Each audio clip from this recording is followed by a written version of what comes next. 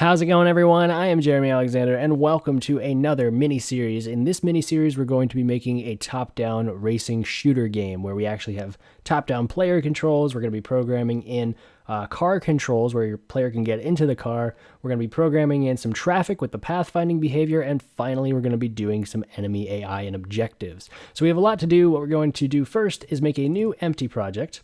We're going to double-click and add the function behavior. We're going to double-click and add the keyboard behavior, double-click and add the mouse behavior. Now that we're caught up in our actual project, let's go change our layout size to 2560 by 1408. Now this is actually specifically for our 64 by 64 tiles that we will be using. I'm going to make the margins 5000 by 5000 so I have a lot of room to work with, and then I'm going to put the window size to 1280 by 720. Okay, so that's it for our project setup. What we want to do, let's zoom out here, and what we want to do is we want to make a tile map across this entire thing. Eventually, we're going to set it to unbounded scrolling, therefore we can kind of go out of this area and you can potentially just make a huge level. But what I want to do here is I just want to make our level from this, and I've actually provided a tile map to do so. So what we're going to do is we're going to double click and make a new tile map object. And when you click it, it's going to actually conform to the layout size. I'm going to load an image from file. Let me navigate to our assets folder. You might recognize these assets. These are the Kenny art assets, which are free. He's done thousands of free artwork, and I thought it would be about time that I use one for a tutorial. I kind of compiled things from all of his assets together, and I added in a few of my own. So I thought that this would be a good thing to do. So what we need to do here is we need to grab our sprite sheet, and let's exit out. Now, obviously, this is not going to make our tile map. The first thing I want to do here is I want to set the tile width and height to 64 by 64, and then I could technically start to draw my map. Now, I have actually taken that sprite sheet and put it into tiled on my own, so we can actually just import a TMX file. Now, I can actually grab this TMX file from the top-down racing shooter folder, from the assets folder. It's in there. When you actually download this, you can check it out, and it's going to present me with three different things to bring in. The first thing I want to bring in is the background. So I'm going to call this the object background. Then what I'm going to do, if I can zoom in here, is it because the grid's on? Let's turn the grid on. Let's make this 64 by 64. There we go. So let's go back here and let's rename this to background tile map. Let's add in another layer. Let's call this one we're going to call this the midground tile map. And let's add another layer, and let's call this the foreground tile map. Now, if you're using the free version of Construct 2, you're out of luck when it comes to doing this, but there's nothing from stopping you from putting these three tile maps on the same layer here. So no real big deal. What we are going to do for the midground and the foreground tile maps are we're going to add a solid behavior to them so our player and our cars can't actually get there. So let's actually lock our background tile map layer. Let's go to let's lock our foreground tile map layer. Let's go to our midground tile map layer, make a new tile map, and let's again open up our sprite sheet just like this, and let's go to our tile map, and let's import we want to grab our bank. This is our bank. This is supposed to be this is kind of like what I was thinking we would have this be a bank that we would rob. I kind of changed it up a little bit, so it's just called bank. It's really just our home base, our spawning area. Okay, let's go and do the final one here. Let's lock this. Let's go back. And actually, before we do that, let's grab this tile map. Let's call this object. We can call this house.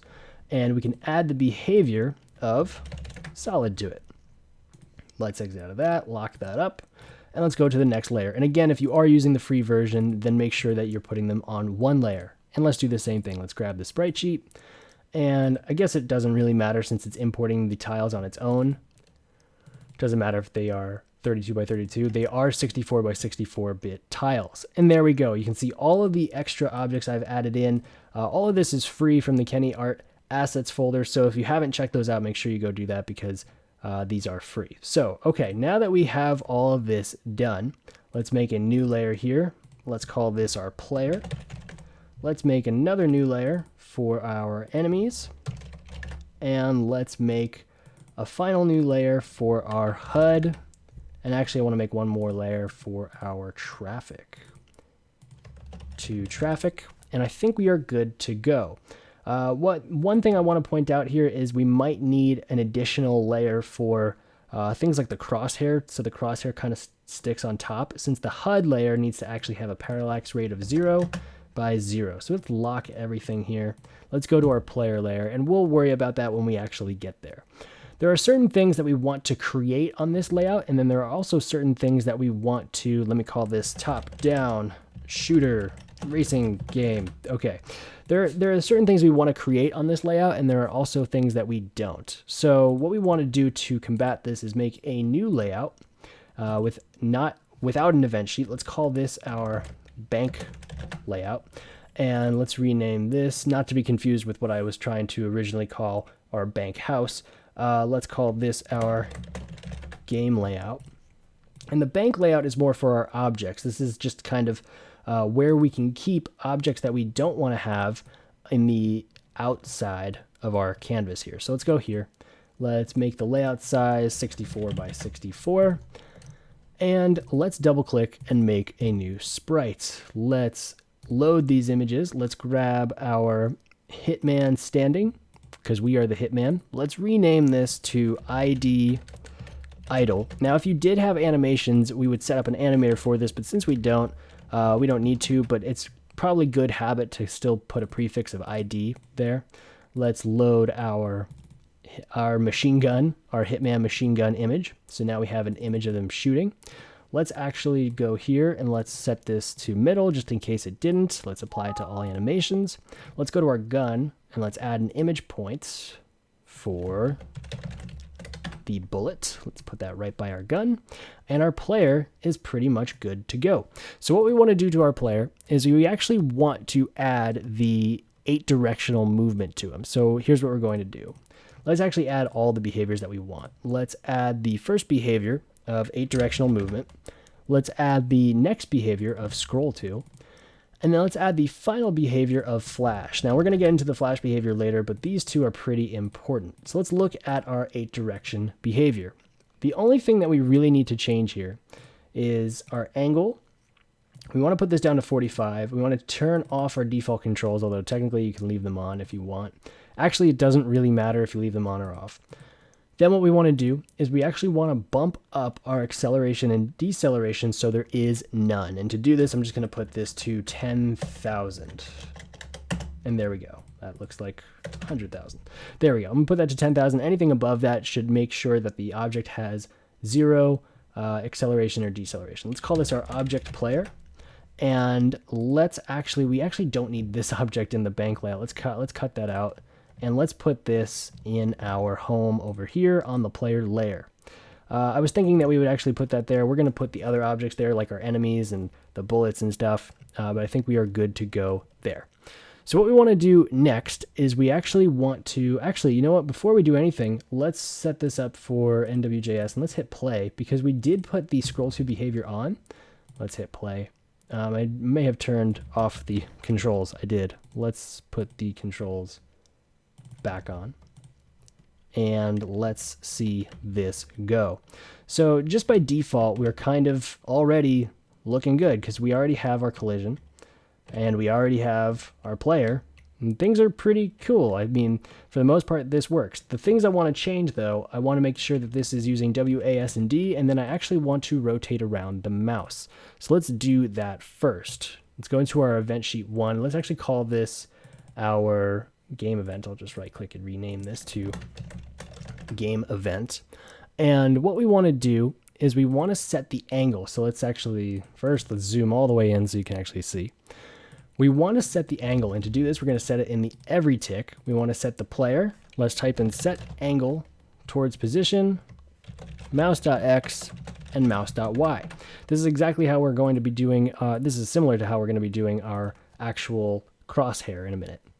Okay, so now that we have this, if I were to hit play, we should be able to rotate around the mouse. So now let's actually set up our controls. To do this, we're going to go keyboard, key is down, D key, copy and paste. Let's go W key, copy and paste.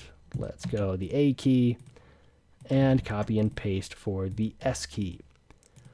Then what we want to do is we want to add an action for the player to simulate control. This is for D, so this is for right. Let's copy and paste this. This is going to be for up. Copy and paste this for left. And let's copy and paste this for down. Let's group this together.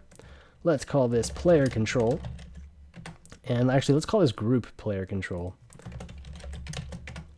And let's put all of this in there. Okay, now that we have that, let's actually add in our cursor. Before we do that, let's just turn off this guy. Let's turn off the default controls. Let's hit save and let's hit play. And we should see this working the exact same way it was. But now because I have the left-handed control for W, A, S, and D, I'm able to use my right hand to actually move the mouse around. And we can see how this works out. This is pretty typical for top-down games. I think you could do a little bit more with this. And you could do a little bit more with this by adding in camera object, which is what we're going to do. Or you could actually add in animations for the player. So let's actually go and add in our crosshair first. Let's go back to our bank layout here. Let's make a new sprite. Let's make this, actually, let's just import the crosshair image and it should crop to itself. This looks like it's throwing us off, but it's actually in the center. Let's call this our object crosshair. Now this isn't the most recommended way of doing things when it comes to doing a mouse, but I think I like this the best because then I get a lot of control over the sprite. So for the most part, I haven't had any issue with it whatsoever. On the start of the layout, I'm going to turn the mouse cursor style to none. And every single tick, I'm going to set the object crosshair's position to mouse.x and mouse.y. So now the only thing I have to do, or I have to do two things. The first thing is I have to add a behavior to the crosshair of scroll to. Then I have to actually create this on the start of the layout. So let's say system, create the object crosshair on the layer. We're going to create this on the traffic layer because it's the highest layer that's not the HUD, and it actually doesn't really matter what layer it's on. Well, it matters if it doesn't matter what layer it's on if that layer is doing something else. It matters that it's the tallest layer, it's the topmost layer that's not the HUD. So let's create this at 0, 0 because it'll actually automatically go to our player, or we could even create this at, let's create it at object player.x. No, let's create it at 0, 0, and then I want to actually show you something else. Okay, so now you can see our crosshair has been created. Let me actually show you something cool that we can do. Let's hit V on the keyboard and let's call this player X, so PX. Let's hit V again on the keyboard, VY.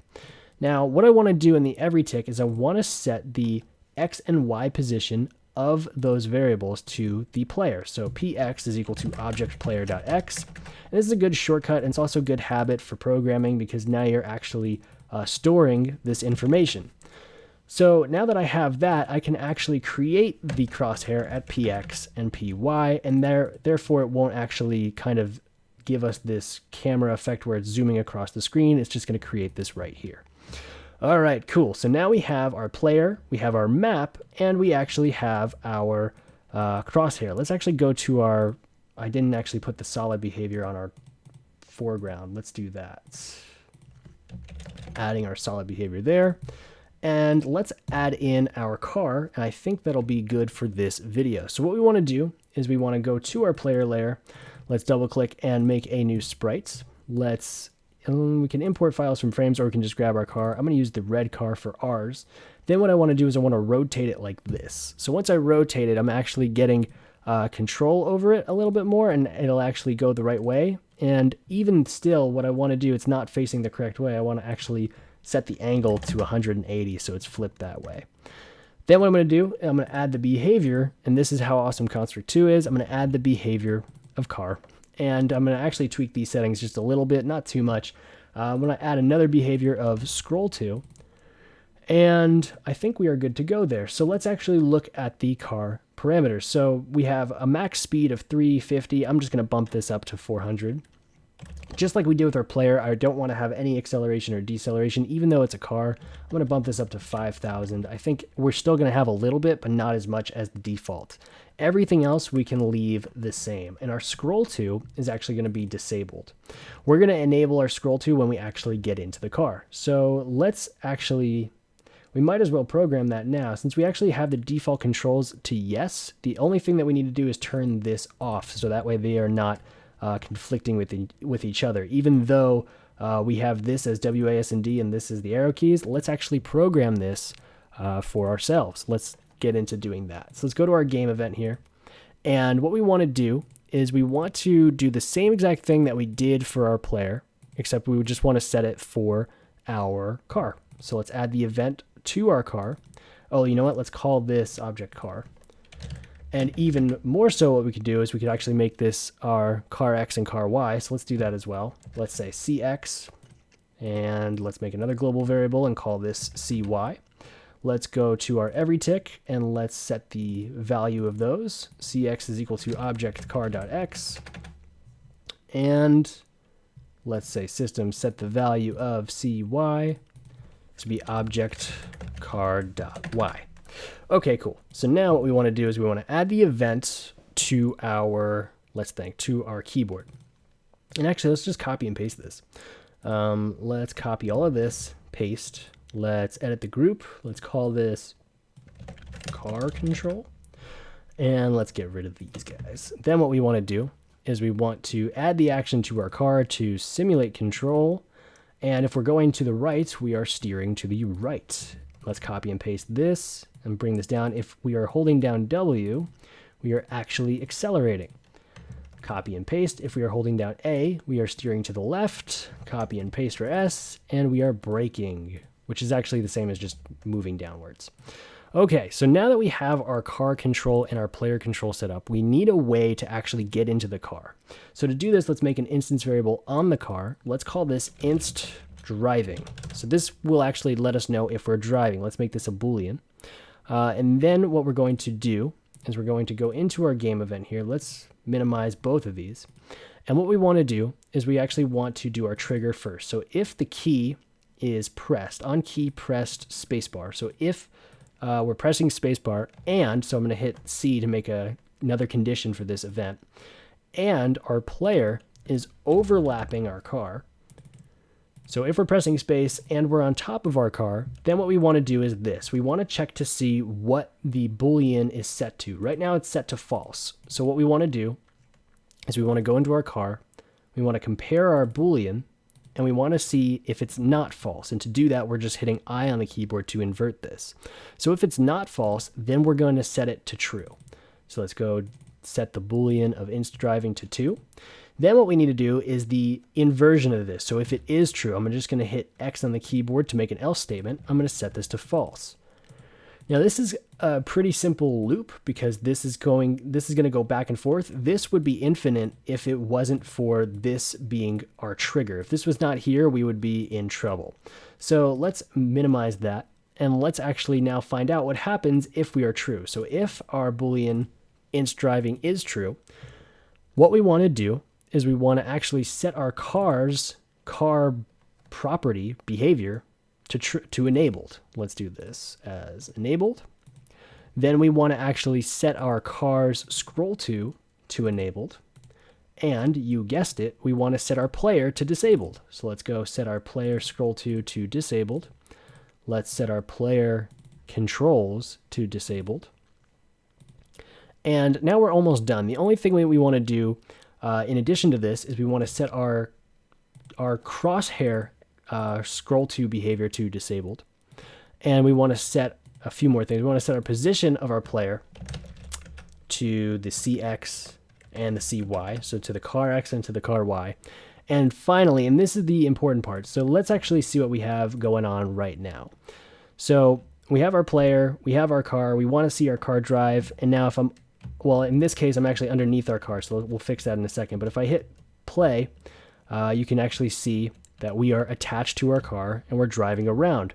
If I hit space again, our player is dumped, but we're still controlling our car. So we have a few more things to do. What I wanted to show you is this. If we put the Z order of the car to the bottom of the player layer and I hit play again, you can see that our player, when we actually hit space on our car, we'll actually just sit on top of our car and then it'll kind of turn with the mouse and with the car itself. Now, although this might be cool to some of you, or maybe you kind of want to make a tank and you want to have the player sit on top, That's not what I would like to do. The thing I just showed you where it was underneath the car is what I'm after. So what I'm going to do is I'm going to actually tell the player to move to the bottom of the layer once driving is true. But before that, I want to make sure that I'm on top of the car.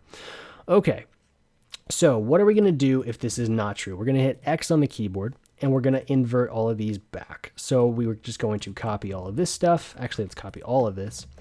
And we are going to set the car to disabled. We're going to set the car's scroll to disabled. We are going to set the player's scroll to enabled. And we're going to set the player's movement to enabled. Finally, we are going to set the crosshair to enabled again. And then we're actually going to move it back to the top of the layer. We don't care about the position anymore because we just want it to be near the car. So under the Z order, we're going to move it back to the top. So there we go. That should be all of our driving controls. Let's hit save and play. And now this should work pretty well. So we have our player walking with our crosshair, moving, controlling our camera. And then when I hit space over the car, you can see that our crosshair scroll to has been disabled. And we actually have our car controls, and it's actually working pretty well based on what we set up. So if I hit space again, I can get out of the car and things are working just fine. The car is left wherever I hit space, and now I'm back in control of the player and the camera. So we've actually accomplished a whole lot in just a few minutes, and we have a lot more to add. I hope you're following along with this. Thank you so much for watching this video, and I'll see you in the next one.